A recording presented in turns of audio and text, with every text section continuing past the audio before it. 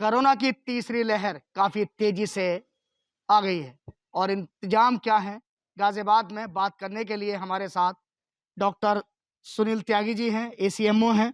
Sir, corona की तीसरी लहर काफी तेजी से आ गई है। सबसे पहले आपसे एक्टिव केसों की संख्या जानना चाहेंगे। एक्टिव केस हमारे पास 1800 के आसपास है। कोरोना की लहर भले ही आ गई हो, लेकिन घबराने की ज़रूरत नहीं है। इसमें बहुत ही विवेक से और सावधानी बरतने की ज़रूरत है।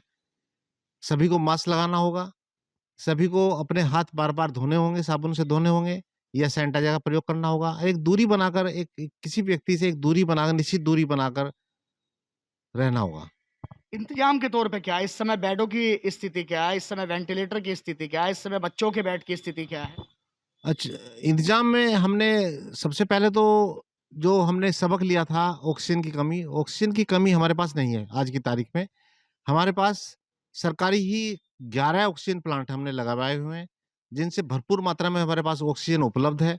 साथ ही हमने बच्चों के लिए भी अलग से 1200 बेड तैयार किए हुए हैं। इसके अलावा वेंटिलेटर हमारे 297 वेंटिलेटर हर समय चालू हैं। जब भी ज़रूरत पड़ेगी तो पूरी तरह से हम लोग तैयार रहेंगे। सर, टेस्टिंग कितनी हो रही है इस समय? अगर पर डे हम टेस्टिंग की बात करें तो टेस्टिंग कितनी की जा रही है इस समय? टेस्टिंग हमारी 5000 से ऊपर हो रही है। रोज़ 5000 से ऊपर हम टेस्टिंग कर रहे हैं।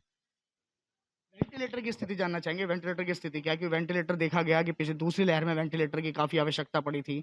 वहीं बेड्स को लेकर प्राइवेट अस्पतालों में चाहे सरकारी में तो थे ही नहीं अगर कही जाए तो अगर प्राइवेट इस अस्पतालों की बात की जाए, तो वहाँ भी उस समय बेड मौजूद नहीं थे, उपलब्ध नहीं थे। बेड की कमी इस बार नहीं रहेगी और ना ही वेंटिलेटर की कमी रहेगी, क्योंकि इस जो वेव है इसके लिए एक तो हम पहले से ही जो हमने तजुर्बे लिए हैं उसके लिए उसी के अनुसार हम कार्य कर रहे हैं कि जहाँ जो कमी हमें मिली उस कमी को हम सभी कमियों को दूर कर लिया गया है। साथ ही ये वेव जो है ओमिक्रॉन बहुत हल्की वेव है, इसमें घबराने की ज़रूरत नहीं है। इसमें तो केवल अगर आइसोलेशन में किसी व्यक्ति को लक्षण प्रतीत होते हैं, आइसोलेशन वो अपने आप को आइसोलेट कर लेता है घर में और हमारी मेडिसिन किट जो हम घर-घर उन्हें स्वयं पहुँचवा रहे हैं, उसका प्रयोग करता है तो ठीक हो जाएगा। इस समय हॉस्पिटल की क्या स्थिति है? हॉस्पिटल में कितने मरीज़ ऐसे हैं जो एडमिट हैं, चाहे सरकारी हो या प्राइवेट हो? हाँ, हॉस्पिटल में हमारे करीब 13 मरीज़ हमारे भर्ती हैं मात्र। हॉस्पिटल के बेड सभी खाली हैं, लेकिन सभी तैयार हैं, वो स्टैंड बाय पर रखे हुए हैं। क्या अभी तक कोई कैज़ुअल्टी सुनने में आई हो या किसी को ऐसा लगा हो कि किसी को ज़्यादा समस्याएँ आ रही हैं, साँस लेने में प्रॉब्लम हो रही नहीं, है? नहीं ऐसा कोई नहीं है।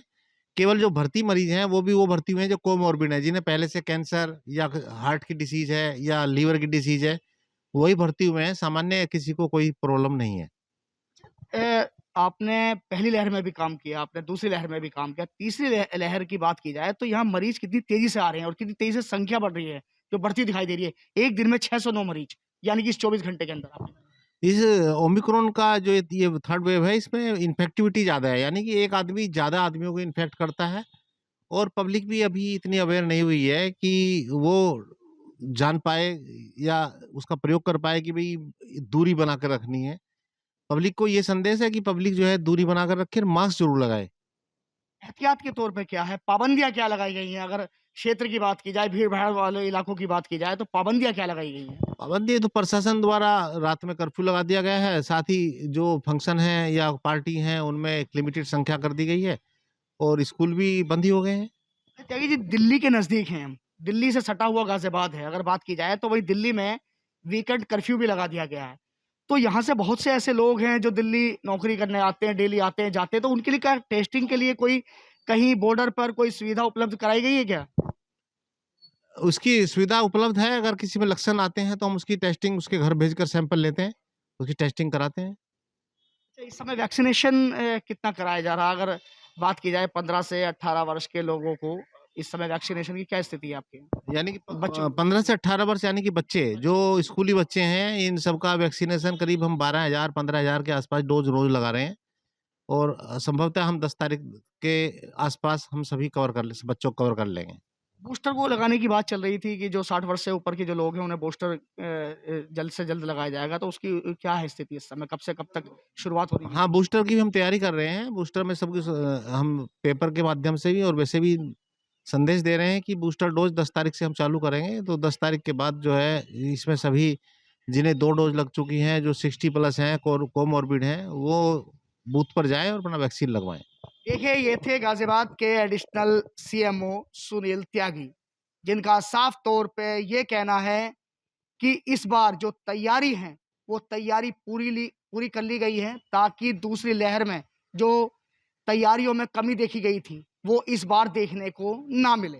गाजियाबाद से एबीपी गंगा के लिए मैं शक्ति सिंह।